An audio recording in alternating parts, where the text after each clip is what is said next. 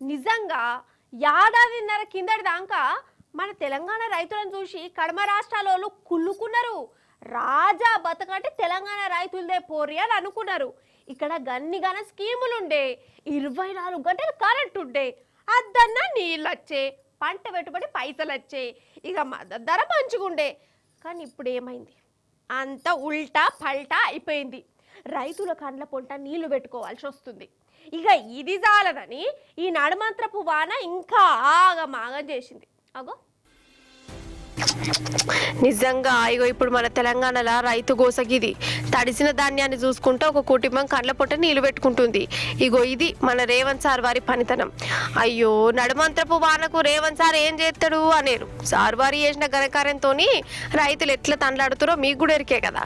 అయితే పంటను వండించి కొండంత సంబరంతో మార్కెట్కు పట్టుకపోతే ఆడ కొనేటోడే లేడు.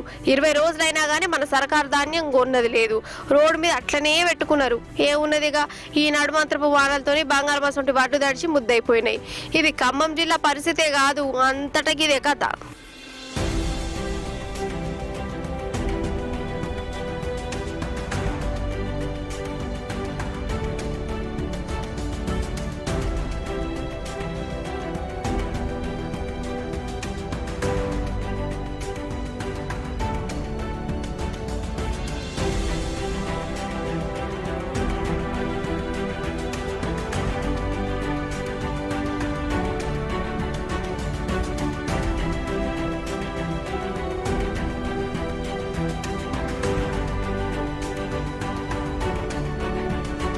అసలు నీకు నీళ్ళు ఇచ్చింది లేదు, కరెంటు చక్కగా ఉన్నది లేదు, రైతు బంధు రాకపాయే, రుణాలు మాఫీ లేకపాయే, కమస్క మద్దతు ధర కూడా ఇవ్వకపాయే, పుండు మీద కారం చల్లినట్టు వండించిన వంటను కొనేందుకు సర్కారు ముంగడికి రాకపాయే.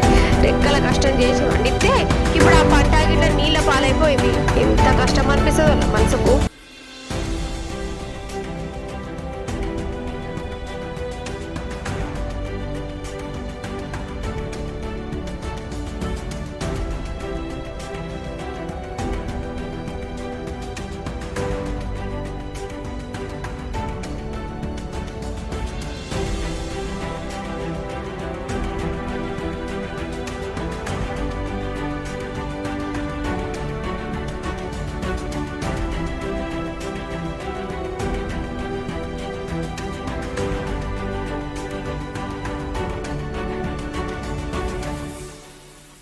నిజం చెప్పు రోల్లా, అసలు పోయిన 10 ఏళ్ళల్లో ఎన్నడన్నా రైతుకి ఇట్లా ఏడ్చిండా?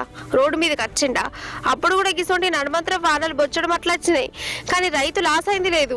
ఇప్పుడు చూడు, రాజులు లెక్క బతికిన రైతు ఇప్పుడు కండ్ల ముందే గిట్ల అయిపోవాల్సి వస్తుంది. నిజంగా ఎద్దేడిచిన వ్యవసాయం రైతు ఏడిచిన రాజ్యం బాగుపడదని రేవంత్ సర్కే వాళ్ళని చెప్తే మంచిగా అనిపిస్తుంది వాళ్ళ నాకు.